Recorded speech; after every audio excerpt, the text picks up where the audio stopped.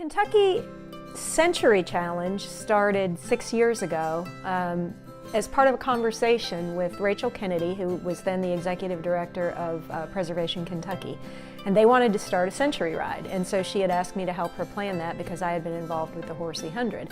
And as we were brainstorming for her ride, we were talking about a way to get more people to do her ride, and she wanted to do a century. And so it was sort of like, well, why don't we see if we can get a couple of other Kentucky rides to collaborate on this, and we can come up with this century challenge. So we set up a website, and we went about producing a jersey, and we didn't really have a whole lot of front-end advertising or anything for it.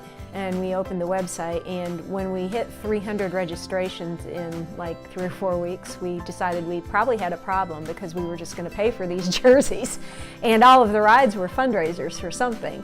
So we scrambled around, we found some sponsors. Joe Gravis has always been a great supporter of cycling, and so I called him and he supported us, and then some other people did too, to help us with the jerseys that first year. So we were shocked at the number of people that were interested in doing it, and we had always talked about trying to have a challenge that wasn't just for century riders. Last year, 2017, was the first year for the Kentucky Cycling Challenge. And what that is it's essentially a 250-mile challenge. So we have 3 jerseys and 3 challenge levels. The first one is what we call the 250-mile challenge, and it's basically you sign up and you ride a total of 250 miles over the course of the 5 rides, however you want to do it. And the way we keep track of miles is at each ride, at the finish line, there's a volunteer there that checks people in, and they bring their bike computer, or if they don't have one, their friend that they rode with, who says, he or she rode this many miles, and we write it down, and then we just have a big spreadsheet with everybody's miles on it. The next level up is the 400 mile, and that's, you actually don't have to do 4 centuries. You can do those 400 miles however you want over the course of the ride. So if you have a bad day, you can still earn a 400 mile jersey.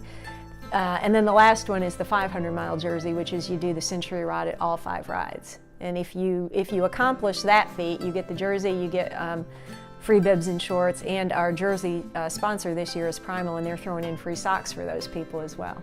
The way it has evolved now is that the Redbud ride and the Horsey 100 are the anchor rides, and then we try to rotate the other rides every 2 or 3 years to give smaller rides a chance to kind of build a following and to bring people to other communities in Kentucky.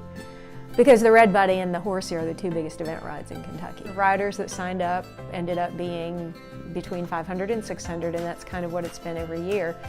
And one of the interesting things about it is that we have several riders from Ohio and West Virginia and Tennessee. So we have a lot of people from other states that come. And when you think about that, it's pretty interesting that I think there's 30 or 40 from the Cincinnati area. And granted, it's not that far, but they're coming to Kentucky 4 or 5 times to ride centuries. So it's turned into something, I think, more than we originally thought it would be. This year, the Redbud Ride is the first one, and it's in April. The Horsey 100 is the second one, and it's Memorial Weekend in May. And the Redbud Ride is in London, Kentucky. Horsey 100 is in Georgetown. The third one is Bike Moorhead. That's in June. And then we skip July. And then in August, we have the Bourbon and Bluegrass Tour in Owensboro, which might be the flattest century in Kentucky. And then the last but not least is in September, and that's the Limestone Cycling Tour, which is our new one this year. Sponsors are fabulous. It's only because of them that we actually can do it. Last year, Ale81 came on as a sponsor, and it was a big deal for them, as big a deal for them as it was for us, because typically Ale8 hasn't given monetary sponsorships. They provide product, but not monetary sponsorships, and so they are sort of changing their marketing, and they're focusing on sort of the fitness area, like people who do a lot of outdoor activities, because their research has shown them that people that do outdoor activities really like Ale8. So their first focus was with rock climbers and things like that, but then the second demographic that they were more interested in is cyclists. And I know from being a cyclist around here that people love Ale8 when they're riding their bikes. So they found out about us from Seth Weed at Adventure Tourism. So, they contacted him, and he said, I know the perfect group of people for you to talk to. And interestingly, we had added the ride in Owensboro last year, and we had the ride in Elizabethtown, and they were trying to expand their efforts further west in Kentucky. So what we were doing matched what they were doing really well. And so they came in and were a really good sponsor for us last year.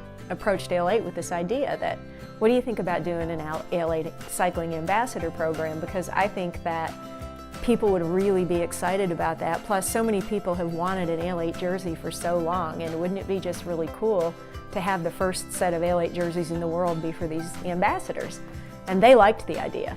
So we proceeded and worked on that, and the entries were incredible. Scott County Tourism, downtown London, the Maysville tourism folks, the Maysville Fiscal Court, Owensboro tourism folks, the Daviess County Fiscal Court, they're all sponsors, and the Cumberland Valley Cycling Club. So a lot of local community support. We have another new sponsor for this year that I think is really intriguing, and they're called Capital Bicycle Company, and they're based in London, Kentucky, and they're a hand-built bicycle company that just started operating in London.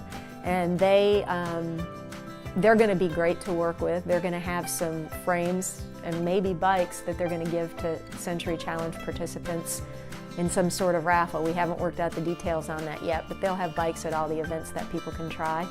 And I think it's really cool that we have a hand-built bicycle company here in Kentucky that's so willing to jump in with both feet and sponsor.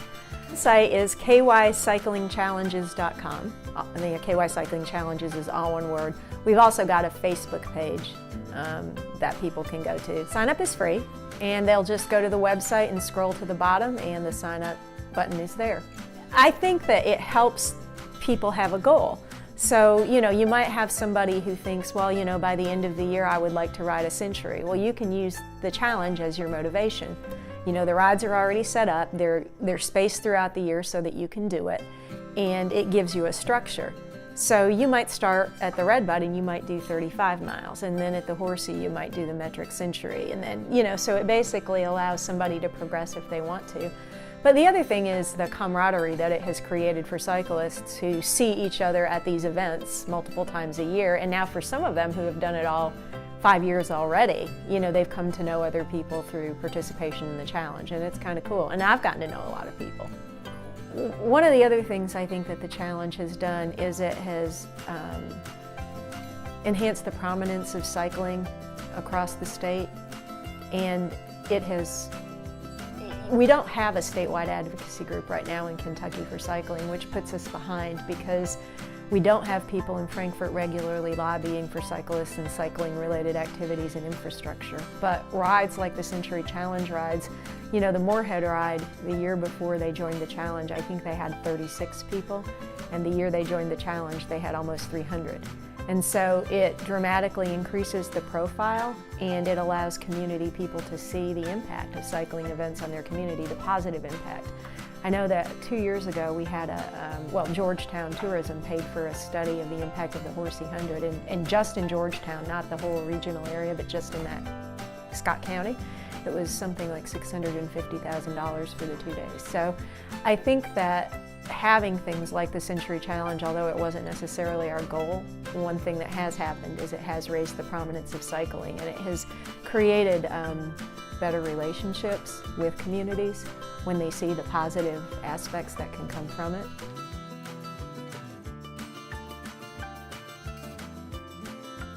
Hi everyone, this is Nathan from the Kentucky Cycling YouTube channel. I hope you enjoyed this episode of the Kentucky Cycling Connection series. I'd like to extend a heartfelt thank you to Pam Thomas from the Kentucky Cycling Challenges for her time in being interviewed. If you enjoyed this episode, please like the video on YouTube and subscribe to the channel. If you're part of an organization that would like to be featured on the Connection series, please comment below. Thanks.